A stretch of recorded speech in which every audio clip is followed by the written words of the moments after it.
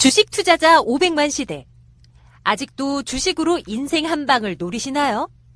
돈 놓고 돈 날리는 주식 투기 싸움은 이제 그만. 제대로 배우면 확실히 돈 벌 수 있는 주식 투자 방법을 공개합니다. 이제껏 아무도 알려주지 않았던 진짜 주식 투자 이야기 특별 강좌가 4주 동안 진행됩니다. 20년 이상의 베테랑 투자자 4인이 모였습니다. 당신의 전환점이 될 인생 강의가 시작됩니다. 자세한 내용은 네이버 카페 미국 주식에 미치다 혹은 사이다 경제 홈페이지에서 확인하시길 바랍니다. 감사합니다. 주식에 미치다, 미국 주식에 미치다 특별 팟캐스트 시작하도록 하겠습니다. 반갑습니다. 한국 열린사이버대학의 이양양입니다. 안녕하세요. 네, 안녕하세요. 미국 주식에 미치다 팀장 안동우입니다. 예, 안녕하세요. YG경제연구소 소장 차영주입니다. 네, 소장님 안녕하세요. 예, 안녕하십니까. 오래간만에 뵙습니다. 예. 예. 저희가 이렇게 모여서 한 지가 또 한 달 된 것 같아요. 시간 너무 빨리 가는 것 같아요. 그쵸, 네, 예. 저희가 그때 기억에 시장이 좀 그래도 그때 지수가 지금보다 위였던 것 같아요. 그렇죠. 네. 그리고 예. 그때 저희 주제가 한 달 전에 모였을 때 이런 시장 어려울 때 꼭 해야 될 거. 네. 그러면서 저희가 두 분은 책 소개해 주셨고 네. 저는 강의 몇 개 했다가 그때 엄청 또 욕만 먹고 저는 또 해갖고 책 선전이냐. 그렇죠. 책을 무슨 선전해? 책 우리 책도 아니었잖아요. 특히 두 분은. 네. 저는 제가 만든 보고서 얘기했고 저는 욕먹을만 하지만 네. 돈모도 싸지만 두 분은 정말 순수하게 책 얘기를 했는데 출판사에서 뭐 받는 거 없습니다. 뭐 안 팀장에 네. 출판사에서 받는 거 있어요? 몰라요. 그 출판사 어딘지도. 아 그래 오늘 초대 손님 네, 안녕하세요. 반갑습니다. 돌아온 오윤희 과장. 반갑습니다. 안녕하세요. 저희가 미국 주식에 미치다는 그때 네. 장서 본부장이랑 몇 번 같이 했었는데 했었죠. 오랜만이에요? 네, 반갑습니다. 근데 네. 어떻게 지냈어요? 근데 살이 다시 조금 방심을 좀 했더니 어. 빼는 건 어려운데 네. 늘리는 건 쉽더라고요. 늘리는 건 한순간이죠. 순식간에 늘어나더라고요. 왜 저를 쳐다보고 그렇게 말씀하십니까? 저는 그저께 한번 점심 먹었거든요. 네. 깜짝 놀랐어요. 뭐예요? 내가 알던 분이 아니야. 그때는 이제 반바지 입고 이제 평상 옷을 만났잖아요. 네, 그렇죠. 네, 집에서 때나 네. 살이 많이 찌셨고.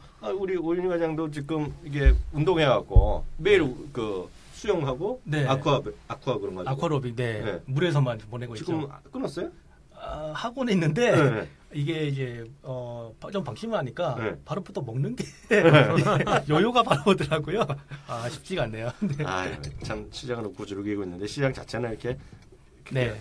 받았고 나서 이렇게 회복을 잘 못하고 있어요. 시장 각자 시장 각자 좀 얘기 좀 했으면 좋겠는데요. 안 팀장 요즘 시장 어떻게 보고 계세요? 전체적으로 뭐라 그러죠? 더위를 먹어갖고 시장이 더위를 먹어서 매가리가 없다. 네. 거래량이 말해주니까 어차피 참여자들 자체가 없으니 재미가 없을 수밖에 없죠. 이제 일단 네. 전반적으로 아직 반등하기에는 체력이 조금 모자란 느낌이고요. 네. 그런 부분들이 특히 이제 외국인이 조금 돌아서거나 자금이 들어오는 느낌이 나야 지수 위주로 좀 반등이 나올 텐데 아직 네. 그런 게 없어서 네. 개별 종목도 지금 그렇게 길게 가지 않잖아요. 그렇죠, 지금 그렇죠. 그런 상황이다 보니 네. 시장 보기가 조금 재미없다. 네. 재미없는 시장이다. 여름 지나가야 될 것 같아요. 솔직히 8월. 소장님 어떻게 보고 계세요? 저는 계속 리스크 관리 지난번에도 말씀드렸던 것 같은데 문제는 이제 이렇게 되면서 그래도 지지난주만 되면 지지난주하고 지난주 정도만 됐었어도 장이 조금 돌아서는 게 아니냐. 네. 나름대로 바닥을 잡는 게 아니냐. 네. 제 생각이 약간 좀 변하려고 했었어요. 네. 근데 진짜 울고 싶을 때 뺨 때린다고 네. 이거 미국 주식의 포항 관련 주식들을 밀어내면서 국내도 반등의 싹을 완전히 제거시켜버리는 그러한 지금 상황이 연출이 되고 있는 게 아닌가. 네. 2분기 실적이 나왔음에도 불구하고 장이 못 오른다라면 3분기부터는 이제 트럼프 대통령의 무역 전쟁 여파가 본격적으로 미칠 거거든요. 네네. 그렇게 되면 시장은 당분간 진짜 오늘 뉴스에 저도 이제 새벽 방송하려고 뉴스를 검색해 보니까 2000년대 닷컴 버블에 비유하는 그런 얘기들이 이제 많이 나오더라고요. 그렇죠. 그렇죠. 네, 그게 상당히 좀 걱정스러운 상황이 계속해서 좀 진행되지 않을까 싶습니다. 네.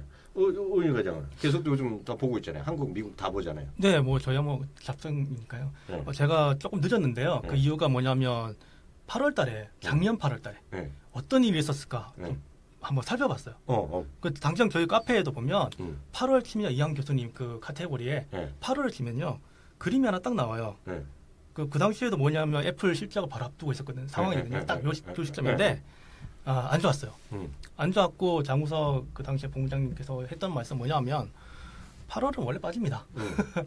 근데 기가 막히게 정말 8월 말쯤 되면 갑자기 올라오면서 그야말로 또 랠리를 달리거든요. 미국 시장이. 네. 미국 시장이 또 랠리를 달리니까 뭐 나머지 시장도 따라가는 거죠. 그러니까 이 고비가 있다고 생각하고 있고요. 8월 달에 좀 빠지는 건 또 당연 뭐 자금 좀 빠지는 부분은 네. 어떻게 보면 미국 시장에서 그 펀드 매니저들 있잖아요. 운영하는 사람들이 네. 8월 초에 그 회의가 있어요. 네. 자기네들 회의라기보다는 그냥 먹고 놀자 판인데 회의죠. 네. 그게 있기 때문에 자금이 실제로 좀 굳습니다. 네. 그리고 채권을 좀 사나요, 이 사람들이. 네. 안정적이니까. 네. 그럼 돈이 안 돌죠, 당연히. 돈이 안 도니까 뭐 시장이 좀 멈출 수밖에 없는 거고요. 8월 말쯤 되면 좀 살아나지 않겠는가 이렇게 좀 봅니다. 아유, 저는 저도 잠깐 말씀드리면 저는 예전에 보면 참 소장님 예전에 보면 대신증권 이런 데서 네. 어찌 보면 쓸데없는데 맨날 1월은 어쩌고 2월은 어쩌고 막 그런 거 따지는 거 잘하지 않았어요? 네, 그렇죠. 네, 그런 거 네. 전혀 근거 없는 거 그런 걸 잘해갖고 예. 매번 궁금할 때마다 대신증권 뭐 자료 없나 이런 거 제가 했었거든요. 예전에 예. 개우 다닐 때 보면 일할 때 아. 보면. 근데 제가 경험적으로 보면 이 무더위 때 된 적이 없어요. 그렇죠. 네. 그리고 이게 아까 안티니언도 말씀하셨지만 참여자가 적잖아요. 네. 네. 그리고 요즘 진짜 그렇지 않아도 어려운 시장에 참여자도 적고 여행도 많이 가고 이렇게 무더위에 뭐 이게 되겠냐는 거죠. 그렇죠. 네. 그리고 이제 미국에서 8월 어렵고 이제 9월 되면 이제 회복되는 건 일반 얘기인데 그거 뭐 가봐야 되는 거지만 하여튼 시장은 저는 그래요. 예전에 보면 몇 년 전만 하더라도 혹시 여러분도 아실지 모르겠는데 그 말복 아세요? 말복? 복날이요? 네, 복날. 목날 예. 예. 복날. 지금 중복 지났잖아요. 네, 중복 지난주. 지났죠. 조금 있으면 말복 예. 지나가잖아요. 당황스럽게 네. 갑자기. 그리고 또 뭐가 있냐면 네. 그 뭐죠? 제일 더운 거 뭐라 하죠? 대서 대서가 뭐 있거든. 뭐죠? 8월 9일이 뭐가 날이 있는데 8월 9일에요? 네. 8월 9일이 절기로 보면 딱 뭐가 있어. 입추인가? 말복 전에 입추가 있죠. 네, 이게 입추가 8월 9일 거예요. 네. 그래서 예전에 보면 잘 기억해 보시면 그 안티니언 고향이 어느 쪽이세요? 그 바다 아니에요? 아니요, 전 바다 근처도 아니에요. 바다도 아니에요? 전 서울입니다. 저는 저희 처갓집이 바다잖아요. 아, 저는 서울이지만 예? 이게 보면 예전에 보더라도 입추 지나면 물에 못 들어갔어요. 그렇죠, 못 들어가. 그게 대충 8월 9일, 10일이에요. 그래갖고 예전에 광복절 언저리 되면 추워서도 못 뭐 들어갔어요. 당연히 강원도 못 들어갔는데 네. 요즘 잘 보시면 몇 년 전부터 광복절에도 강원도에 들어간다니까요. 그렇죠. 이게 엄청 더워졌어요. 그래서 네. 제가 말씀은 예전에 입추 지나면 세정이 됐는데 이제는 입추도 아니다. 조금 더 가야 된다는 거예요. 더 가야 된다고요. 요즘 보면 잘못하면 9월 초까지 덥잖아요. 덥죠. 그래서 제가 네. 보기엔 지금 더위가 예전보다 좀 길어졌다. 아 진짜 그래서 네. 네. 저는 최소한 8월 20일 정도는 지나야지 조금 아침 저녁. 예전에 보면 입추 지나면 그래도 최악 찬바람 지나가고 불고 그렇죠. 찬바람도 네. 지금 찬바람이 잘 안 불어요. 덥죠. 거의 그래서 30도가. 제가 우스갯소리지만 그렇다 말씀드려요. 그래서 저는 기조가 지난 한 달 전에 말씀드렸던 저희가 먼저 특집을 했던 마찬가지로 시장의 지금은 눈높이를 좀 낮추셔야겠다. 네. 그래야 네. 될것 눈높이를 낮춰야 된다는 생각 갖고 있고 다만 지금 오늘 좀 모여서 하는 얘기의 고민거리는 딱 이런 거죠. 지금은 미국도 마찬가지 뭐 아까 닷컴 버블도 하시고 여러 가지 얘기하고 있고 뭐 다들 찢어진 입이기 때문에 다들 각자 얘기한단 말이죠. 뭐 모건 스탠리는 뭐 경고하고 있고 골드만삭스는 여전히 기술주를 해야 된다는 얘기하고 있고 제이미 다이먼 시장은 여전히 뭐 긍정적이다 이 얘기하고 있으나 다들 다르거든요. 근데 지금 중요한 것 중에 하나가 닷컴 버블을 얘기하는 거가 크게 보면 우리나라도 그렇고 미국도 그렇고 은근히 살아나는 것들이 있어요. 그렇죠. 그게 보면 흔히 얘기해서 가치주 섹터거든요. 네. 그래서 네. 많이들 들으셨잖아요. 네. 어찌됐건 성장해서 가치로의 어떤 또 한 번의 또 로테이션이냐. 이루어진다. 매번 예, 그렇죠. 됐다 안 된다 그러도 안 됐지만 이번에 또 그런 게 있거든요. 그래서 그런 건 좀 어떻게 생각하시는지 얘기 좀 하고 싶어요. 그러니까 그 저희가 닷컴 버블로 예를 들어서 비유를 한다라면 2000년대 초에 주식들이 완전히 다 박살났죠. 그렇죠. 그때 버핏이 가치주 투자를 안 해가지고 가치주가 아니라 닷컴주에 투자를 안 해가지고 욕을 많이 먹었었던 시기죠. 어떻게 네. 보면. 근데 지나고 나서 버핏이 오히려 그 투자했던 가치주들이 2004년서부터 본격적인 랠리를 펼치면서 수익률을 다 만회를 시켰죠. 그러면서 역시 버핏이다라고 하면서 어떻게 보면 버핏이 유명해진 시기가 한국에서 그 시기였던 것 같아요. 그 전에는 그냥 일반적인 어떤 뭐 피터 린치나 워렌 버핏이나 그렇게 차별화된 그런 것들은 아니었다라고 보여지는데 오히려 워렌 버핏이란 이름이 지금처럼 뭐 거의 주식의 신처럼 한국에서 추앙을 받게 된 계기가 바로 그때가 아니었는가. 또 이렇게 보면 그렇게 생각이 드는데 지금도 보면 재무제표상에서 전체적으로 보면 그 미래 재무제표가 좋아질 기업들 이런 것들이 지금 서서히 꿈틀대기 시작하거든요. 그런 것들이 외국인 기관들이 사는 것들이고 결국 외국인과 기관들의 우리가 수급을 따라하려고 하는 것들 중에 이제 저는 일반 투자자들도 쉽게 따라할 수 있다라는 부분들이 재무제표를 잘 보면 그들이 찾는 주식, 그러니까 여러분들이 재무제표를 봐서 좋은 주식은 그들도 찾는 주식이거든요. 아, 그렇죠. 네, 그렇게 되기 때문에 과거에는 외국인과 기관들이 사는 거를 역으로 우리가 보고서 수급을 보고 샀다라면 이제는 우리가 좋은 주식들을 지금 상황에서 세팅을 해놓으신다라면 결국 그들이 나중에 그 주식을 살 수밖에 없어요. 따라서 공부 많이 하십사라고 결국 공부로 돌아오는 얘기입니다만 근데 지금 저는 시기가 상당히 좋다라고 봐요. 왜냐하면 좋은 주식을 싸게 살 수 있는 것은 폭락한 시기거든요. 그렇죠. 네. 그렇죠. 그렇지 않는다라면 우리가 좋은 주식을 싸게 살 기회는 없다라는 거죠. 예, 그냥 어떻게 보세요? 일단 그런 흐름 자체는 은행주에서 좀 나오죠. 지금 뭐 미국도 은행주는 괜찮잖아요. 네. 뭐 괜찮고 한국도 많이 빠지긴 했지만 뭐 순이익 뭐 지금 장난 아니다고 막 정부에서 막 죽일 듯이 우리 못 먹었잖아. 여튼 은행주. 네. 그래서 이제 뭐 다들 국민청원까지 들어갔던데요. 네, 월급 줄이자고. 네, 1조까지 넘어가는 각 은행별로 그런 흐름 봐서는 약간 또 그런 기미가 보이긴 해요. 그죠? 근데 이제 성장에서 이제 가려면 뭐 이걸 미국 쪽에서 바라보면 이제 그 트럼프의 그 재정 정책을 할 수 있는 인프라를 할 수 있는 그 여건이 돼야 되는데 아직은 의회가 승인을 안 해주고 돈이 풀려야 되잖아요. 그쪽으로. 그렇죠. 네, 뭐 그런 흐름들이 나오면서 전반적으로 확산이 돼야 되는데 아직까지 그런 게 없다 보니까 계속 뭐 팡에 매달린 그런 흐름들이고 네. 그게 깨지는데 대안으로 이제 다시 이야기가 나오는 흐름인데 실제로 이제 뒤까지 받쳐줄지는 아직까지는 모르겠지만 은행주는 그나마 뭐 조금 대안이 될 수 있겠다는 생각은 하고 있어요 지금. 네. 의원도 가치주보단 성장주 좋아하는 사람 아니에요? 저야 뭐 돈만 되면 다 아 좋아하는데요. 진짜? 내가 좋은 사람이네. 다 그런 거 아닌가요? 네. 다 수익 나면 다 고마운 주식들인데 네. 제가 생각하는 부분은 뭐 저도 일맥상통하게 좀 동의를 하는데 약간 다른 부분은 트럼프에 대해서 많은 분들이 한국 주식에서 생각하자면 결국 트럼프하고 연결돼서 우리나라 입장에서는 결국 이게 북한하고 연결되고 그 대화되는 거. 그렇죠. 또 그때쯤 되면 날이 좀 선선해지면 뭐 지금 뭐 유해 오고받고 주고받고 하는데 선거 앞두고 있잖아요. 트럼프가. 그러면 또 북한 카드를 꺼낼 수 있거든요. 왜냐하면 트럼프가 집고 나고 나서 미국 경제는 정말 좋아졌어요. 네. 근데 이제 정치적으로 욕을 먹고 있는 거고 그게 이제 선거에 연결될 거냐 말 거냐 이 싸움이기 때문에 트럼프는 또다시 이제 북한을 결국 밖에서 가져올 거다. 그러면 우리나라 입장에서는 뭐 지수는 좀 정체를 보이지 않을까 싶고요. 다만 저번에 우리 4월 달이었죠. 네. 그때처럼 뭐 대북 관련해서 뭐 그런 테마주들이 좀 바람 불지 않을까 싶은데요.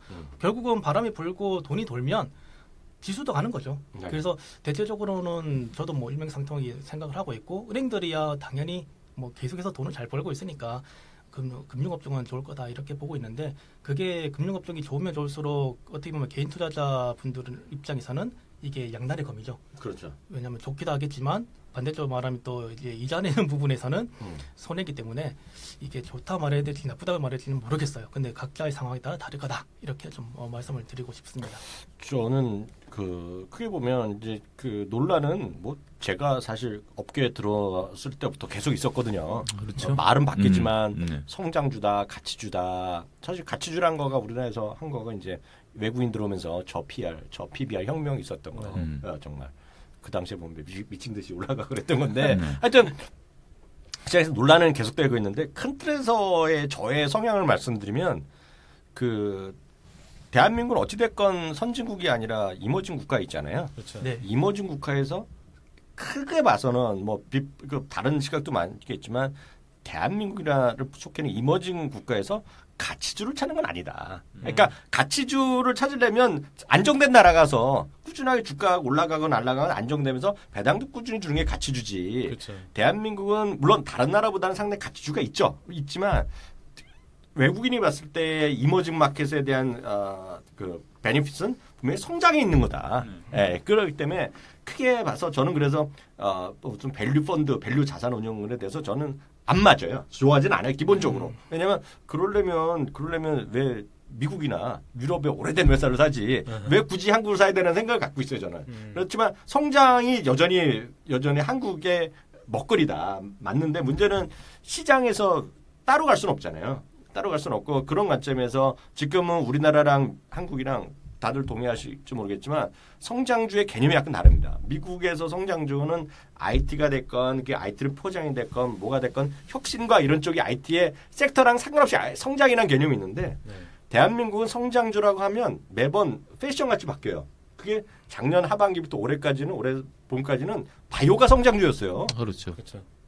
IT가 성장적이 아니었단 말이죠. 왜냐하면 네이버나 카카오가 성장이 한 적이 없잖아요. 그래서 우리나라는 바이오가 성장주였는데 그다음에 이제 조금씩 있죠. 예를 들어서 우리가 많은 분들이 아실 만한 것 중에 대표적인 성장주로 분류됐던 거는 카페24고 그리고 네이버가 한때 그런 지금은 카페24고 뭐 우리를 보면 스튜디오 드래곤 이런 것들이 그렇죠. 성장주로 분류됐지만 그거는 솔직히 독불 장군 같은 놈이고 실제로 보면 바이오였거든요. 거기에다가 약간 있겠죠. 게임주도 있고 몇 개 있겠지만 제가 봤을 때는 성장주가 만약 바이오가 꺾였을 때 뭐가 대안이 될 수 있을까가 우리나라에서는 너무 판이 작다.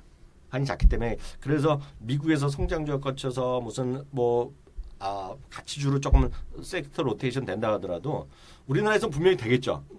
제가 불러드릴 수도 있어요. 그런 것도 있겠지만 그런 것들이 판이 작기 때문에 그게 얼마만큼 갈 수 있을지 그게 좀 약간 회의적이고 오히려 걱정이기 때문에 지수는 저는 많이 빠졌다고 보고 있고 코스닥, 코스피 많이 빠졌다고 보고 있지만 여기서 확 돌아서기에는 뭔가 여전히 2-3% 정도 좀 부족하다라는 생각을 좀 하고 있죠. 저는 개인적인 소견이긴 한데요.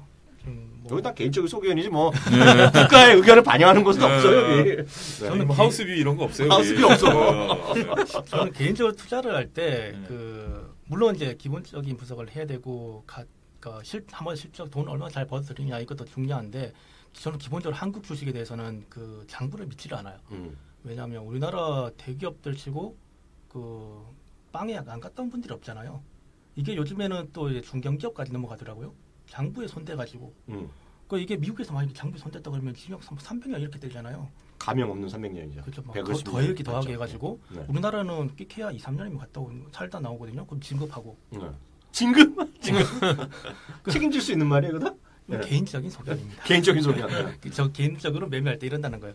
그래서 저도 물론 PER이라든가 이런 것도 많이 보긴 하는데 저는 개인적으로는 EV/EBITDA를 많이 봐요. 그러니까 그렇죠. 기업 전체 가치를 봤을 때 결국은 사람이 맨파워가 얼마나 일을 해서 이게 회사 기여했느냐 이거를 보는 거잖아요. 사람이 중심이다라는 그 기본적인 마인드를 가지고 있기 때문에 이거를 가지고 이제 투자를 하려고 하면 맞는 기업들도 있어요. 정말 큰 회사들.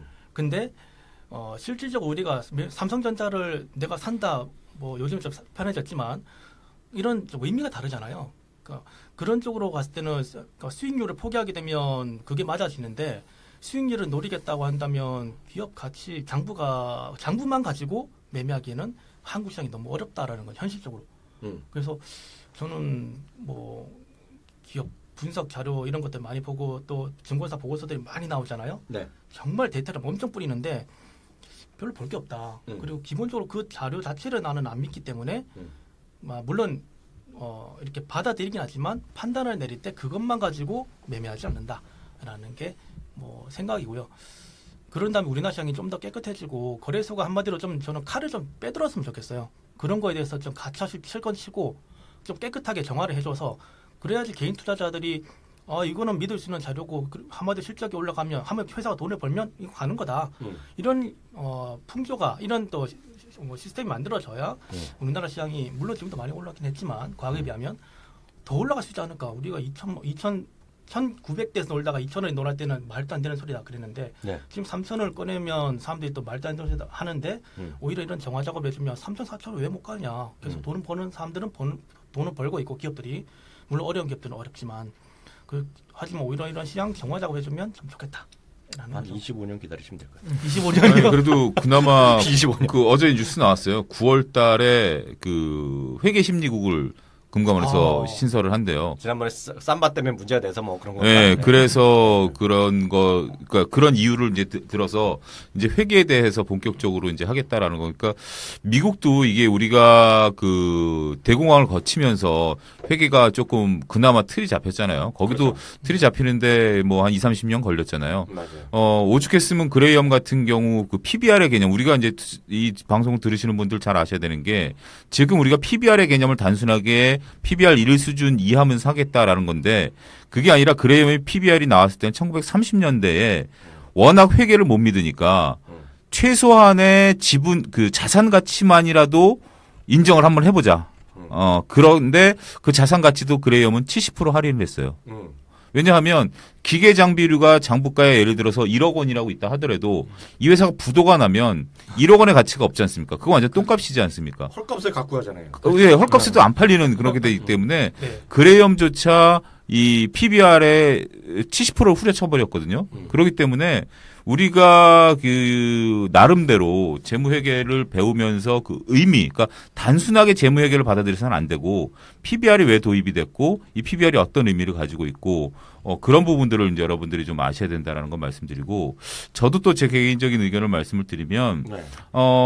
교수님 말씀하셨던 게 저는 나름대로 맞다라고 보여지는 의견 중에 하나가 우리나라는 너무 미인대회 성격의 주식 시장인 것 같아요. 그러니까 지금 가치주가 간다라는 게 가치주가 이 방송을 들으시는 분들이 가치주 하면 장기적으로 쭉 끌고 간다 그런 게 아니라 지금의 시장에 있어서 미인대회는 뭐냐? 성장주냐? 가치주냐?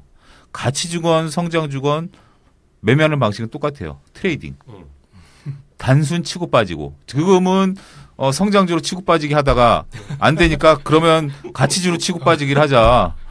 그런 관점이 지금 엊그제 핵심인 것 같은데. 네. 한전 10% 먹고 팔고 현대중공업 10% 먹고 팔고 물론 제 얘기긴 합니다만 뭐 이렇게 치고 빠지기 식의 지금 어떤 트레이딩 관점에서 접근이지 제가 요즘 고민이 뭐냐면 지금 이제 제가 대학 동창들을 몇십 년 만에 만나서 지금 막 하는데 이제 다들 중년이고 자식들이 이제 컸지 않습니까? 네네.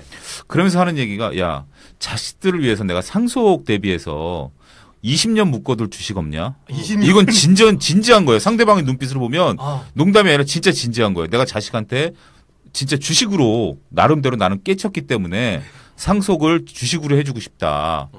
근데 진짜 20년 갈 주식 없냐라고 했을 때 저한테는 굉장히 신선한 충격이었어요. 20년을 내가 바라보고 주식 투자를 했는가. 그러면 한편으로는 내가 뭐라고 답을 해줘야 되지? 우린 농담을 삼아 야 대충 아무나 사. 뭐 이런 거가 그 눈빛이 그런 눈빛이 아니에요. 그건 진정한 가치 투자잖아요. 그게 비슷한 얘기인지 모르겠는데 네. 저희 카페 하고 있잖아요. 저희가. 네네. 제일 댓글 요새 많이 달린 거가 이거예요. 올 하반기부터인가 그 애들 돈 나오는 거 있잖아요. 육아 네. 뭐 10만 원 얼마 나오는 거 네. 있잖아요. 그걸로 한 주씩 사주겠다고. 그게 그 애들이잖아요. 이게 정말 20년은 안 갈 수가 없죠. 애 한 살, 2살짜리 뭐 받는다는 거잖아요.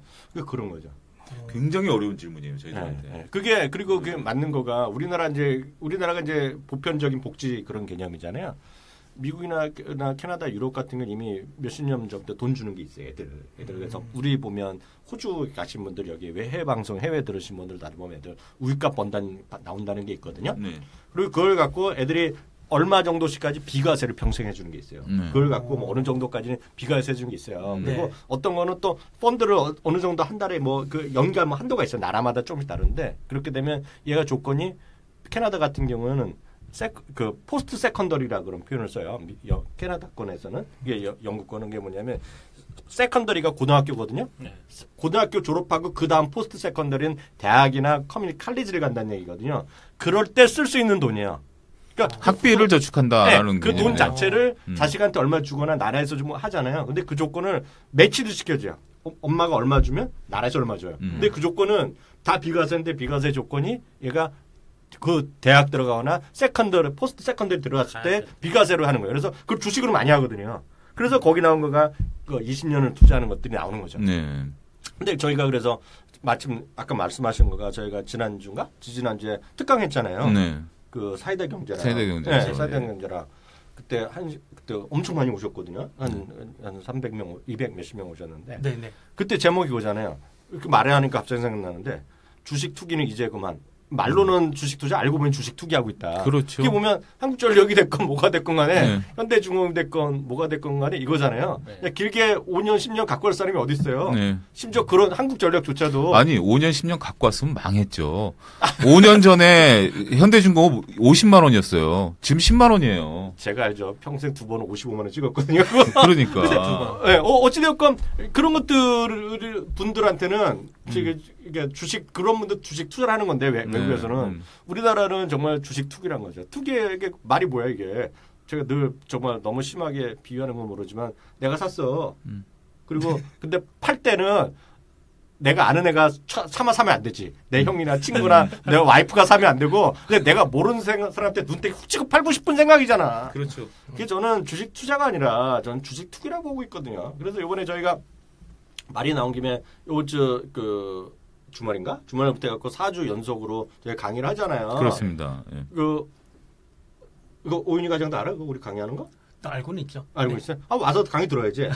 알겠습니다. 네, 그래갖고 4주 연속 하는데 그게 제목이 그거잖아요. 아무도 알려주지 않는, 가르쳐주지 않는 진짜 주식 투자 이야기. 진짜 주식 투자. 네, 진짜예요. 왜냐면 지금 말로는 다 주식 투자하고 있는데 증권사도 그렇고 다 투기를 위해서 하는 거잖아요. 그러니까 주식 투기가 나쁘다는 게 아니라 투기란 게 이거죠. 도박은 불법이고 제가 그날도 강의했지만 투기와 투자의 차이는 엄청난 어떤 합리적 근거 없이 크게 베팅하는 거예요. 쉽게 얘기해서. 그렇죠. 네? 다들 아는 거죠. 말씀하신 대로 한전이고 뭐고 간에 그걸 현대중업도 정말 배값이 나중에 올라갈 것 같아서 10년을 보고 산다. 그럼 투자했지만 그게 아니라 이게 지금 많이도 떨어졌고 이게 다음에 뉴스 나올 것 같아. 뭐 신조선까지 올라간대. 엄청 샀다가 그냥 내일날 팔고 싶은 거잖아 지금요. 그걸 투자라고 하면 안 되죠. 그거는 그냥 정확하게 하면 미국에서는 그런 말 안 써요. 그건 정확하게 스페큘레이션이라고 그러거든요. 그렇죠. 예. 그러니까 우리나라는 잘 보면 투자하는 사람 별로 없는 거예요. 투자하는 사람이 1% 1%나 증권회사에서 주식 투자하겠다고 진짜 그러면 참 펀드를 하라 그러죠. 돈이 안 되는데 증권회사는. 이게 투자자분들께서 생각을 하셔야 될 게 저는 두 가지라고 말씀을 드리고 싶은 게 교수님이 정확히 찍으셨는데 이게 저도 이제 증권회사 출신이니까 객장에서 신규 계좌를 개설할 때 어떤 재미있는 일이 벌어지냐면 항상 벌어지는 일인데 신규로 이제 와서 모르는 사람이 와서 이제 신규를 트겠다 그러면 이제 얘기를 나누잖아요. 도대체 자금의 성격은 어떠면서 이분의 성향은 어떤지 서로 간에 이제 눈치 보기가 이제 막 되는 거죠. 고객과 이제 직원 간에. 근데 그 고객들은 오시는 분의 90%는 동일한 말씀을 하십니다. 나는 장기 투자를 원하고요. 은행 수익률보다는 조금 높은 수준의 수익률을 원하고요. 이렇게 말씀을 하세요. 근데 거기서 증권회 직원이 긴장해야 돼요. 뻥이냐 진짜냐. 근데 90%가 그런 말씀하시는 분들 중에 99%가 뻥이에요.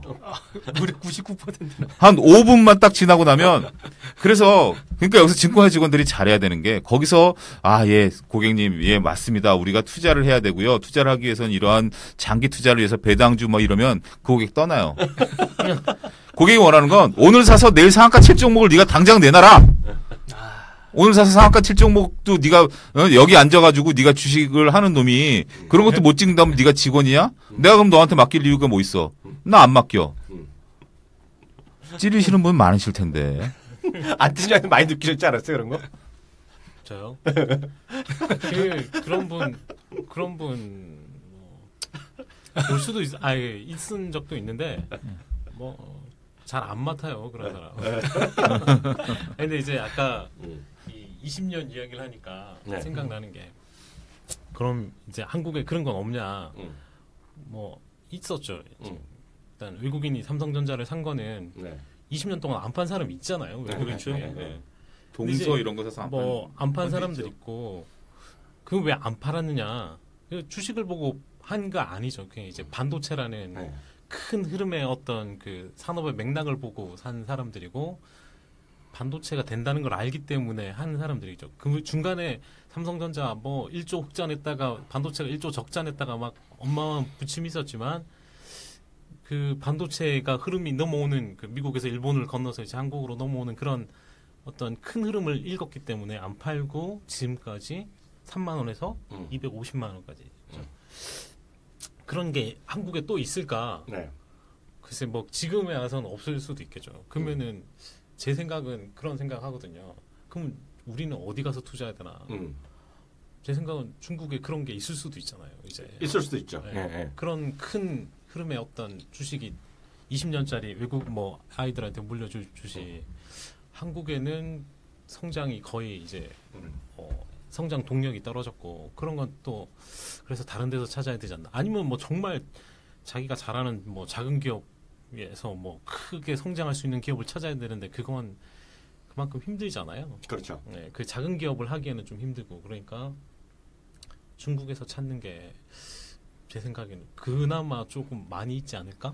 그래서 그런 중국 생각을 잡고 그다음 많은 분들이 또 베트남 가고 뭐 인도네시아도 노리고 이런 것들이 네. 아마 그렇게 길게 정말 크게 성장할 수 있는 것들을 찾으려는 그런 심리가 분명히 있는 거죠. 그렇죠. 우리가 요즘 그 통속과 투자라는 책, 또 책 얘기하면 또 혼나나? 출판사랑 상관없잖아요. 우리 출판사 상관없어요. 네, 그 책 얘기를 나도 안 읽어봤는데 저 샀어요. 통속과 투자라는 책이 요즘 인기라고 그러더라고요. 20페이지? 네. 근데 제가 왜 그 책을 얘기를 하냐면 찰리 먼거 얘기예요. 네. 그 워렌 버펫의 이제 동업자죠. 찰리 먼거 얘기인데 그분 같은 경우 이제 워렌 버펫 저도 이제 안 읽어봤으니까 그 먼거 책은 다른 책을 한 두어 권 읽어봤고. 결국은 장기 투자에서 성공하신 분들이지 않습니까? 그렇죠. 근데 우리가 이제 그런 책들을 보고 배우는 거를 아까 과장님도 얘기하신 것처럼 도식적으로 배우는 분들이 계세요. 그러니까 뭐냐면 그걸 새겨서 듣지 않고 단순하게 도식적으로 배워서 장기 투자를 해야 된다. 근데 한 가지 좀 말씀드릴게요. 글로벌 시장에서 1930년 여러분들이 태어나신 1960년, 70년, 80년 이후에 우상향한 트렌드를 나타낸 국가는 미국 외에는 단 한 나라도 없습니다. 유럽도 다 꺾였고요. 일본도 꺾였고요. 한국도 꺾였고요. 따라서 물론 한국은 올라왔죠. 500포인트에서 2000포인트까지 올라왔죠. 한국의 ETF에 투자하셨다라면 그다음에 인덱스 펀드에 투자하셨다라면 돈을 벌었겠죠. 근데 그런 것들 고민해 보셔야 돼요. 그러니까 저는 장기 투자가 나쁘다라는 게 아니라 장기 투자에 대해서 우리가 좀 제대로 알자. 제대로 고민을 한번 해보자. 저도 장기 투자를 권하고 장기 투자를 하고 있는 투자자 입장에서 요즘 그런 고민들이 많이 들어요. 과연 지금, 그러니까 우리가 과거는 성장기였기 때문에 장기 투자가 맞았죠. 성장이, 안 팀장이 말씀하신 것처럼 성장이 지금 멈춰 있는 상황에서 우리나라에 있어서의 장기 투자. 그리고 선진국 미국이 지금 GDP, 2분기 GDP가 4%가 나왔어요. 어마어마한 숫자가 나왔죠. 그런 나라에 있어서의 장기 투자. 과연 어떠한 장기 투자를 해야 될 것인가. 투자분들 지금은 단순 투자가 아닌 거 진짜 고민 많이 하셔야 되는 시기인 것 같아요. 진짜 이게 갈수록 어려워진 것 같아요.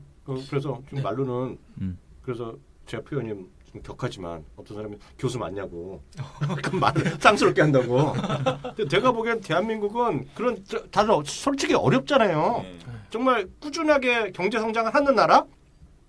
경제 성장을 6% 7% 하던 시대에 살았단 말이죠. 예를 들면 제가 막 직장 생활할 때 다들 그렇게 살았잖아요. 그렇죠. 7% 갔던 시대는 그냥 샀으면 올랐어요. 네. 그냥 그때는 아무것도 아니에요. 미국에 수출한다 하더라도 올라가는 거예요. 그렇죠. 심지어는 CB 발행한다, 해외 CB 발행한다 그래서 6원 그때 보면 상한가를 30일 며칠 가는 적이 있었어요. 유상증자에도 올랐어요. 그러니까요. 그때는 좋은 시절이요. 네. 근데 지금은 그런 시절이 아니기 때문에 정말 공부도 해야 되고 뭐 잘 따져야 되고 뭐 전체적인 그 사이클도 봐야 되고 반도체, 자동차, 조선 뭐 왔다 갔다 하면 해야 된단 말이죠. 근데 그렇지 그런 나라가 지금 되냐는 얘기죠. 왜냐하면 앞서도 말씀드렸다시피 우리나라가 지금 2분기에 연율로 2.9% 성장이 나왔거든요. 2분기에 미국이 4.1 나왔잖아요. 그러니까 어찌됐건 미국은 선진국 우리나라가 미국보다 잘 산다고 생각을 안 하잖아요. 대부분. 네. 어찌됐건 트럼프가 어찌됐건 미국은 강국 우리나라는 상대적으로 약소국이잖아요. 근데 보면 1980년 우리나라 민주화의 보험 플러스 석유 위기 왔을 때요. 그다음에 1998년 우리나라 IMF 때 우리나라 산업화 된 이후에 우리나라가 미국보다 GDP가 낮은 데가 딱 두 번밖에 없어요. 몰랐죠? 1980년이랑 1998년 두 번밖에 없어요. 나머지는 다 우리나라 GDP가 높았는데 우리나라가 올해 GDP가 낮아요. 미국보다. 그렇죠. 이게 쉽지 않은. 그러니까 선택에 그러니까 딴 게 아니라 확률이 떨어지는 거죠. 그러니까 잘해야 돼요, 잘 진짜. 근데 여기서는 그래서 잘못하다 돈 놓고 돈 먹기가 아니라 결론은 돈 놓고 돈 날리는 주식 투기를 할 수 있어 잘못하면. 그래서 정말 제대로 해야 돼요. 저는 20년 전에 제가 고등학생이었거든요. 그, IMF 때. 그래요? 예, 네. 그때 고등학생이었는데요. 형. 네. 그 지금 반대로 한번 생각을 해봤던 거예요. 앞으로 20년이 아니라 20년 전에는 어땠을까? 그 당시 고등학생이니까 주식은 안 하고 있었지만, 뭐 큰 회사들은 다 있었거든요. 근데 이제 그런 거죠. 실질적으로 이제 주식 투자할 때 뭐 삼성전자를 샀어, 한전을 샀어, 내가 1%, 2% 이렇게 오르잖아요. 근데 옆에 친구는 제일제강을 샀는데 뭐 난리를 치고 막 술 뭐 먹자 하다가 그 다음날 울고 막 이렇게 막 아무튼 뭐 표정이 있잖아요. 네. 우리나라 사람들 당연히 저 같은 경우도 내 거는 1%, 2% 조금씩이긴 하지만 올라가는데 재미가 없다는 거예요. 그러니까 돈은 버는데 이게 뭐냐? 1%, 2% 뛰기도 아니고 이게 뭐지? 이렇게 되는데 그걸 모아가면 그걸 돈이 되는데 당장 옆에서 제일제강이 뭐 보물선 이게 개버리면 상대적으로 박탈감, 소외감 같은 거 좀 한번 기분이 나빠요. 뭐지? 아까 말씀한 증권회사 직원 뭐 그런 거 가져와야 되는 거 아니냐 이렇게 하는 것처럼 기분이 나쁘다. 이게 우리나라 사람의 특징인 것 같아요. 근데 아까 말씀하셨던 것처럼 이제 아이들한테 나라가 어쨌든 뭐 어떤 명분이든 돈이 나오고 그게 크든 작든 애들 이름으로 사주겠다. 저 주변에도 친구들이 이렇게 하거든요. 네. 얘네들은 반강제로 장기 투자를 맛보고 있어요. 그렇죠. 자기는 이럴 생각이 전혀 없었는데 이거는 애 나중에 대학 갔을 때 등록금이야. 손 안 댈 거야. 근데 이게 1년이 지나고 해가 가면 갈수록 이상하다. 이거는 그러니까 큰 돈이 안 들어갔으니까 당연히 작긴 한데 퍼센트를 따지면 어쨌든 플러스가 나온다. 네. 근데 내가 1년 동안 별의별 생소를 다 했는 거는 마이너스가 나온다. 열심히 했어. 열심히 하잖아요. 정말 열심히 하고 증권사에서 영어로 하면 인메인이라고 하잖아요. 그건 헛되이 열심히 한 거잖아요. 네. 제가 이제 생각했던 거는 제가 졸업할 당시에 제가 공대다 보니까 친구들 워낙 많은 데를 가지 않습니까? 네네. 그 당시에 제일 그러니까 과에서 탑을 찍었던 애가 GS 칼텍스를 갔어요. 좋은 데 갔네. 네. 탑이니까. 네, 탑이었네. 걔는 여전히 살아있어요. 좋은 데 갔네. 연봉도 탑이네. 연봉도 탑이네. 그 당시에 초봉이 5천부터 시작했던 걸로 알고 있어요. 그리고 이제 조금 그 뒤에 이제 10위권 안에 든 애들이 조선소로 갔어요. 삼성중공업 이런 데 연락이 안 돼요. 연락이 안 되고 하다못해 이제 취업이라도 해야 되겠다 하면 이제 제약사를 갔거든요. 만드는 데 말고 품질 관리나 이런 쪽으로 해서 어쨌든 제약사에 취업을 해요. 요즘에 한미약품이 요즘은 조금 시들해졌지만 제약사나 바이오사들이 요즘에 조금 친구들을 보면 알아요. 제가 얘네들 좀 먹고 산다. 이런 느낌 확 오거든요. 그래서 아까 말씀하셨던 것처럼 그러니까 좀 길게 간다면 업종을 보고 이게 갈 거냐 말 거냐를 왜냐하면 종목을 하나를 딱 찍어서 가기에는 삼성전자를 사세요 하면 안 사요. 한전을 사서 가져가면 머리는 이게 손이 안 가요. 그래서 업종을 딱 찍어서 가는 게 맞지 않을까. 업종을 찍는 업종을 찍는 것도 또 쉽지 않죠. 쉽지가 않은 거. 굉장히 중요한 얘기지만 어려운 거를 교수님도 트렌드 책을 쓰셨지만 이게 결국 우리가 트렌드를 읽어야 되는데 트렌드라는 것은 지금 현재 우리 두 발로 딛고 서 있는 현실 세계에서 트렌드를 바라볼 수밖에 없는 상황이기 때문에 그게 한계를 봉착시킨다라는 것들이죠. 항상 고민이죠. 저는 그래서 오히려 지금 취업 준비생이라든가 이런 분들이 물론 자금력이 없어요 이분들이. 근데 이분들이 가고자 하는 회사라든가 왜냐면 그분들에게 현실이거든요. 당장 취업하는 것도 중요하지만 이 사람 내가 취업하고 나서 계속 먹고 살아야 되니까 이분들이 가고자 하는 업종을 가장 이렇게 살펴보는 것도 그 사람인 같은 곳에 가서 저는 가끔 참 찾아보거든요. 아 그래요? 어느 업종, 그러니까 어느 곳에 사람들이 몰리나. 요즘 어디가 몰려요? 요즘에는 다 몰려요. 답이 없네. 답이 없어. 그 정도 급하다는 거죠. 말씀하셨던 것처럼 고용지표 안 좋다는 게 딱 나오더라고요. 거기서. 고용지표나 이런 거 보면 너무 안 좋아갖고 걱정이죠. 그래서 그래갖고 이번 이제 자연스럽게 이번에 저희가 강의를 좀 했잖아요. 네네네.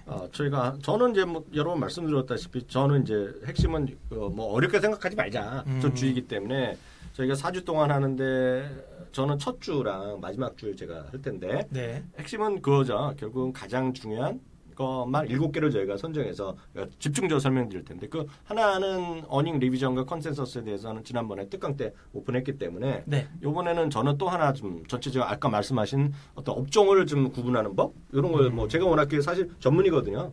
첫 직장에서 연구소에서부터 그걸 했기 때문에 산업 분석하는 걸 제가 좀 트렌드를 좀 아시잖아요. 잘 아시잖아요. 트렌드는 제가 먹고 산 게 그거니까요. 그런 거 좀 말씀할 거고요. 네. 안 팀장은 첫날 같이 고생하실 텐데 어떤 거 좀 얘기하실 거예요?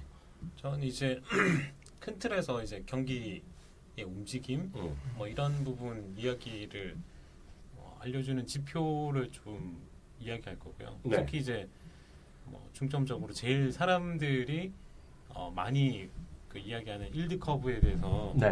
네, 일드 커브에 대해서 이제 중점적으로 네, 한번 말씀드려 보려고 합니다. 네. 주로 경제 지표 주로? 네네. 경제 지표? 네. 하여튼 많은 분들이 이제 투자하시는 분들이 그런 거보다는 자꾸 수급이나 보고 수급 보고 차트 보고 뉴스 보고서 자꾸 하는데 그게 아니라는 걸 저희가 강조할 텐데 그런 관점에서 경제 지표로 얘기해 줄 거고요. 소장님 또 어떤 거? 재무제표. 예, 저는 재무제표 2주차에 다 있을 거잖아요. 예, 2주차에 이제 재무제표를 말씀을 드리는데 어렵지 않게 설명을 드리도록 노력을 해보겠습니다. 어려워요. 소장님은 너무 진지해서. 아유, 그렇지는 않습니다. 하여튼, 뭐, 교수님께 하도 찐빠를 많이 먹어가지고요. 지금. 저요? 가만히 뭔 소리야, 지금.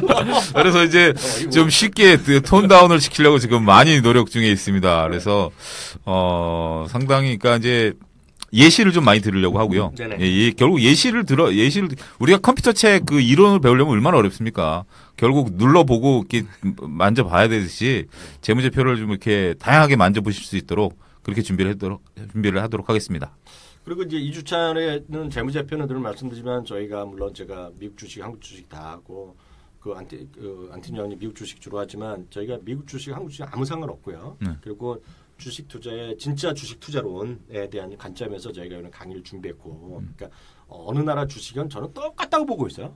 네. 사실 이게 하나만 기본만 장착하면 무기를 한 7개만 장착하면 그게 미국이 됐건 앞서 안 팀장 말씀하셨던 중국이 됐건 예를 들어서 베트남이 됐건 인도네시아가 됐건 정확히 다 들어맞거든요. 그렇죠. 네, 물론 거기에는 이제 아까 오 과장이 정말 중요한 얘기를 하셨지만 그 재무제표에 대한 신뢰성 이거는 사실 또 다른 논의지만 실제로 보면 정확하게만 알면 사실 어디나 다 똑같은데 사실 저희가 그날도 강의할 때 말씀드렸다시피 다 배우셨잖아요. 두 분 다 여기는 이제 공대생이라 안 배웠다지만 우리 투자론을 다 배우잖아요. 사실 그렇죠. 어떻게 생각할지 모르겠지만 투자론이 저는 제일 어려웠고 경제학만큼 어려웠고 오히려 그것이 미시가니까 좀 알겠어. 근데 처음에 경제학 배울 때 어려웠고요. 경제 원론이라는 것도 어려웠고 투자론은 진짜 어려웠어요. 근데 지금 역설적으로 제가 투자론을 가르치잖아요. 학교에서. 근데 제가 아이러니인데 저는 그 투자론 자체가 죽었다고 믿고 있는 사람이에요. 학문으로서의 투자론은 학문으로만 살아있지 실제 주식 투자하는 거에 투자론은 아니다 믿고 있는 사람입니다. 저는.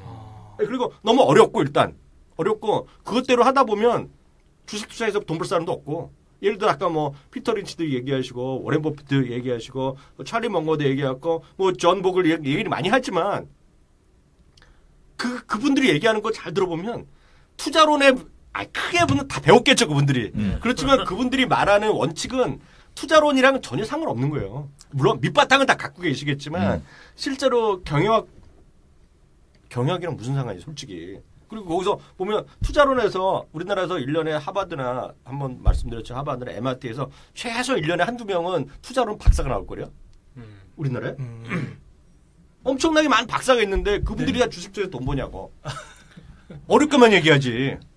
그래서 전 그게 아니라고 보고 있어요. 그래서 전 진짜 이번에 제가 책을 하나 쓰고 있는데 책 제목은 제가 진짜 생각했던 거는 오픈하면 누가 카피할까봐 진짜 주식 투자론이에요. 진짜 주식 투자 가짜는 가라. 진짜 주식 투자론 하자. 이게 이거 또 부제가 또 있는데 부제 들어오면 진짜 안 되거든. 근데 제가 하는 건 진짜 그 투자론 갖고 제가 학교에서 강의하려고 그래요. 진짜 투자론으로.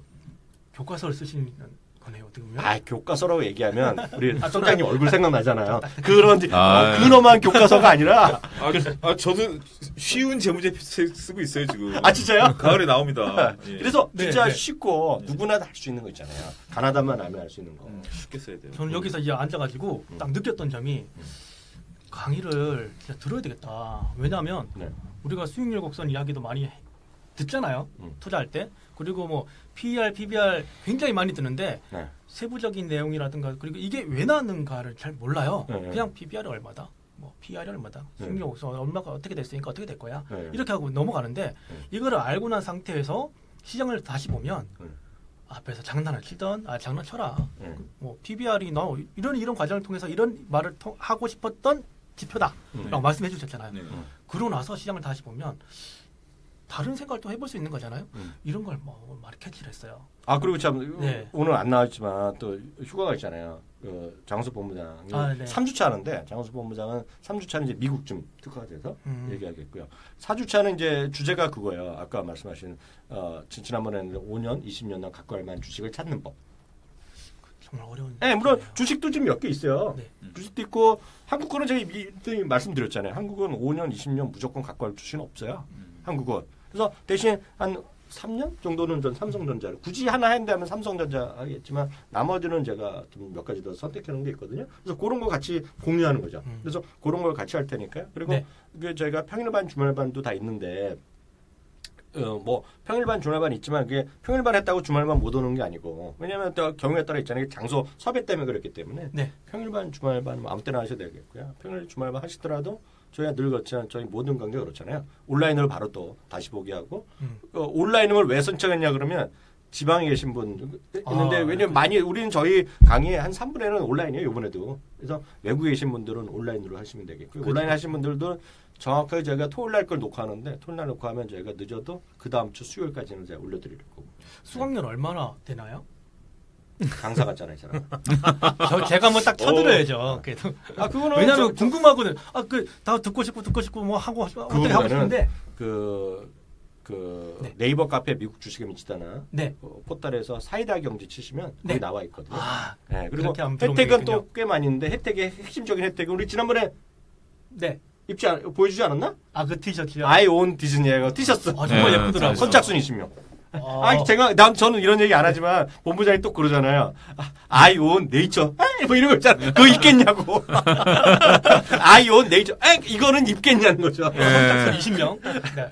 빨리. 네. 그래서 I own 하시기 바라겠습니다. 그리고 그거는 천달은 못 드려. 왜냐면 보고 나서 사이즈를 찍어야 되잖아요. 사이즈. 중요하죠. 그러니까 몇 번을 해놨는데 조금 넘칠 것 같아요. 그래서 모자라갖고 저희가 다시 할 테니까 그리고 그럼 오신 분들한테 기업 보고서 이런 거 다 나눠드릴 테니까요. 네. 그거 참고하시면 좋을 것 같고요. 마지막으로 그래도 주식 방송이니까 그래도 관심 섹터나 관심 종목 있으면 어떤 것 좀 보자. 뭐 당장 올라갈 게 아니라 혹시 있으시면. 네? 저요? 네. 혹시 보시는 거 있어요? 한국이건 미국이건 중국이건 아무나 상관없어요. 저는 지금 개인적으로 삼성전자를 계속 그러니까 돈이 생길 때마다 지금 많이 싸졌기도 하고 분할해서 계속 그냥 긁어보고 있어요. 그래서 이거는 진짜 뭐 크게는 아니고 삼성전자 주주? 그렇게 보지 마시고요. 삼성전자 주주? 근데 이제 그냥 우리가 그런 말을 많이 하잖아요. 삼성전자를 사면 좋은데 이걸 어떻게 사러 가냐, 또 어떻게 사냐, 한테 좀 또 해보는 거죠. 엔터키로 누르면 사죠. 네. 그렇죠. 네. 그래서 그냥 조금씩 한 번씩 사보고 있고요. 네. 미국 주식은 이제 지금 포트폴리오 나름 좀 짜고 있는데 그거는 이제 또 언젠가 저 시간이 오면 일단 저도 사고 먼저 사고 난 다음에 또 사세요 하면 또 그것도 이상한 거니까. 그 상관없어. 미국 주식은 그 오과장이 아무리 많이 사봤자 단 0.1이 안 올라가. 하긴 티가 안 나죠. 티가 안 내. 뭐 그런 식으로 한번 좀 해볼 생각입니다. 네, 안티냐. 제가 저번 방송에서 이제 이야기할 때 그 2차 전지 이야기를 했었어요. 맞아요. 그렇죠. 근데 그 이후로 이제 좀 많이 올랐잖아요. 난리 났죠. 그나마 한국에도 그 시장이 이제 그래도 이게 시장이 계속 되다 보니까 죽긴 하지만 살아 있는 곳이 있어요. 그리고 이제 그런 살아 있는 곳이 종목별로 뭐 빨리 사그라들 수는 있지만 이 강한 쪽이 이제 그렇게 빨리 죽진 않거든요. 흐름 자체가. 그래서 아직까지 그쪽도 남아 있다고 보는데 그쪽에서 이제 어느 정도 조정받을 때마다 샀으면 그래도 10% 내외는 또 수익을 냈거든요. 2차 전지 쪽에서는. 네네. 그래서 그쪽은 아직 조금 살아 있다고 보고 근데 한국의 이제 은행주를 사라고 하기에 지금 아직은 좀 부담은 있어요. 계속 정부가 계속 정책이 그래서 저놈의 정책이 워낙 싼데 와 이거를 참 뭐라고 말씀을 못 드리겠어요. 관심은 있는데 하도 욕 먹고 안 될 것 같아요. 참 좋은데 이게 접근 말하기가 어렵죠. 그런 흐름은 좀 가지고 있고요. 그리고 이제 이해하지. 지금 표정을 보고 있잖아요. 그리고 이제 상대적으로 요 최근 들어갔고 관심 있는 건 CJ E&M이나 뭐 이런 그 스튜디오들을 이런 쪽은 그나마 이제 다시 막 가격 조정 좀 받은 상태인 것 같고 괜찮을 흐름만 좀 바뀌면 괜찮을 거라는 그런 느낌은 지금 가지고 있거든요. 그런 쪽 좀. 소장님은요? 저는 조선주 바닥 찍었다고 봅니다. 조선주. 왜냐하면 2분기 실적 개판 5분전 나왔거든요. 사상 최악 나왔습니다. 사상 최악 나왔는데 재무제표를 이제 공부하시면 수주와 재무제표의 연동이 2년 정도 텀을 둔다는 걸 배우시게 될 거고요. 그게 2016년에 수주가 하나도 없었던 거 이번에 이제 반영이 됐고 올해 이제 중국을 따돌리면서 수주가 굉장히 잘 되고 있습니다. 그게 이제 2019년, 2020년 재무제표에 반영이 될 텐데 우리는 땡겨와서 올려버리잖아요. 그렇죠. 그렇기 때문에 조선주 바닥 찍었다고 봅니다. 저는 뭐 특정 종목보다는 앞서 말씀드렸다시피 그 시장은 크게 조금씩 변하는데 그 대한민국 미국의 기술주가 뭐 성장주가 다시 가더라도 대한민국 성장주가 바로 가기에는 뭔가 좀 부족한 것들이 있을 거다. 그래서 그게 조금 그런 관점에서 지금 타이밍에서는 조금 살만한 것은 대한민국에서는 좀 중후방대한 거 그런 쪽에서 아까 뭐 조선주도 그런 쪽 하나라 분류하신 것 같은데요. 제 관점에서 보면 이제 전 조선주는 별로 선호도가 없고 일단 보면 가치주라고 뭐 얘기하다 보면 이런 거가 됐고 좀 섹터가 좀 돌아서는 쪽 보면 크게 보면 정유주. 기름이요? 네, 정유주가 많이 요즘 업계에서 얘기하는 거가 정제만이 많이 회복된다고 보고 있어요. 그리고 여하튼 대한민국에서 최고는 일단 찬바람 불면 아직 찬바람이 안 불지만 9월 10월 되면 여기저기서 또 배당 얘기하거든요. 근데 작년부터 이익이 한 15% 늘고 작년에도 배당상이 55% 줬던 거가 S-오일이거든요.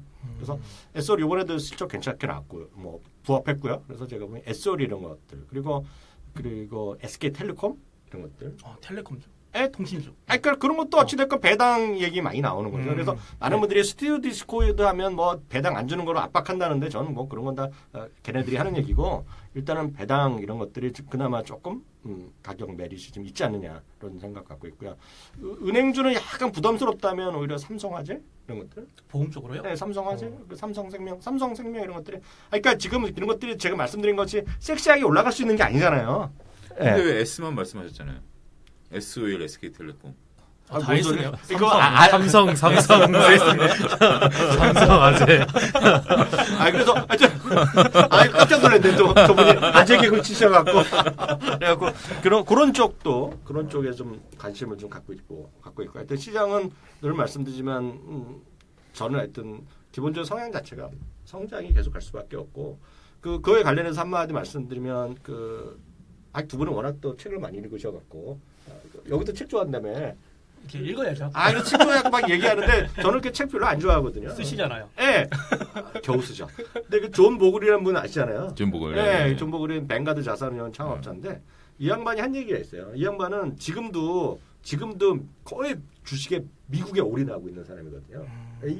뭐 물론 이제 전체적인 글로벌 펀드도 좀 하고 있지만 미국의 핵심을 자산을 몽땅 다 사는 사람이에요. 근데 이분이 얘기하는 미국의 장점은 딱 하나예요. 결국은 미국의 혁신적인 기업들이 계속 나오면서 전 세계 글로벌 경제를 이끌어왔다. 그리고 그 믿음을 여전히 갖고 있는데요. 어찌됐건 지금도 많은 사람들이 넷플릭스가 어쩌다, 페이스북이 어쩌다 얘기를 많이 하잖아요. 뭐 아마존 어쩌다 얘기하는데 저는 아마존이 언제가 끝나겠지만 아마존이 아니면 그 다음에 또 다른 아마존 또 나올 수 있는 토양 자체가 어찌됐건 미국의 장점이 아니냐. 뭐 미국에서 애들의 어떤 그런 성향 이런 것들이 대한민국이나 이머징 국가와 선진국의 여유로움에서 나오겠죠. 이거는 사람들이. 우리나라는 조금 아직 멀었다. 그래서 그게 여전히 저는 매력이 있다. 저도 갖고 있어요. 그래서 전 존 보글이 여러 말 했지만 저는 그 말이 가장 인상이 남아요. 그동안 미국의 혁신적인 기업이 계속 새로운 게 나타났다는 얘기죠. 누가 하나가 주도한 게 없고 여러분 조금만 찾아보시면 5년 전, 10년 전, 15년 전에 S&P업의 시가총액 탑이 계속 바뀐 걸 아실 거예요. 보면 그 애플이 1등한 적도 한 6, 7년밖에 안 됐잖아요. 시가총액 1등한 적이. 그 불과 몇 년 전만 하더라도 10년 전, 20년 전 지지가 1등하고 막 그랬잖아요. 지금. 그렇죠. 예. 그랬던 지지가 지금은 또 그러니까 그게 계속 바뀐다는 계속 얘기죠. 순환이 되는 것 같아요. 보면. 그러니까요. 페이스북이 생긴 지 얼마 되지도 않았는데 페이스북이 시가총액 4위, 5위 될지 어떻게 알았어 이거요. 그렇죠. 네. 그러니까 사람들이 페이스북이 뭐 끝났다 얘기를 하지만 그게 아니라 제2의 페이스북이 어디서 또 나오겠냐는 거죠. 저는. 그래서 그런 관점에서 그런 것들 찾아보시면 그런 것들을 딱 구성해 놓은 ETF 같은 게 있거든요. 네, 앞으로 잠재력 있는 것들을 위주로 했고 또 찾아보시면 많은 분들이 또 그런 거 있잖아요. 제가 뭐 미국 얘기하는 날 시간이 아니지만 딱 말씀드리면 많은 분들이 오히려 러셀 2000 중에서 혹시 러셀 2000이 뭐냐면 많은 분들이 오해 잘 모르시지만 러셀 한 3000개가 있는데요. 러셀 0부터 1등부터 1000개 지금 대기업이고요. 2000부터 1000부터 3000등까지가 러셀 2000이에요, 분류가. 예, 그래서 러셀 2000이거든요. 1등부터 2000등이 아니라 1000부터 3등이에요. 근데 어떤 ETF는 그 중에서 앞으로 S&P 500에 들어갈 수 있을 만한 잠재력이 있는 것만 갖고 만든 ETF가 있어요. 전 그런 거 사면 되죠. 성장을 찾는다 그러면. 그러니까 물론 그 중에 수많은 것들이 있는데, 수많은 것들이 있는데 그게 확률이 높지. 내가 거기서 어떻게 굳이 머리 들고 찾겠어요, 솔직히. 근데 그 중에서 뭔가 하나 나왔다는 거죠. 앞으로도. 그 중에서 정말 앞으로 10년 후에 S&P 500의 탑 10에 들어갈지 어떻게 알아요? 모르잖아요. 그게 열려있는 나라가 제가 보기엔 좀 미국이다. 네, 미국이고 유럽이고 이런 쪽으로 보고 있잖아요. 저는 개인적으로 그렇게 생각하고 있고 뭐 욕하시는 분도 많겠으나 하여튼 그렇게 생각하시다. 하여튼 오늘 많이 수고하셨고요. 저희 또 다음에 또 기회 말고 저 다음 분들 우리 또 강의할 때 또 만나서 같이 또 회프로 풀도록 하겠습니다. 오늘 수고하셨습니다. 감사합니다. 감사합니다. 주식 투자자 500만 시대. 아직도 주식으로 인생 한 방을 노리시나요? 돈 놓고 돈 날리는 주식 투기 싸움은 이제 그만. 제대로 배우면 확실히 돈 벌 수 있는 주식 투자 방법을 공개합니다. 이제껏 아무도 알려주지 않았던 진짜 주식 투자 이야기 특별 강좌가 4주 동안 진행됩니다. 20년 이상의 베테랑 투자자 4인이 모였습니다. 당신의 전환점이 될 인생 강의가 시작됩니다. 자세한 내용은 네이버 카페 미국 주식에 미치다 혹은 사이다 경제 홈페이지에서 확인하시길 바랍니다. 감사합니다.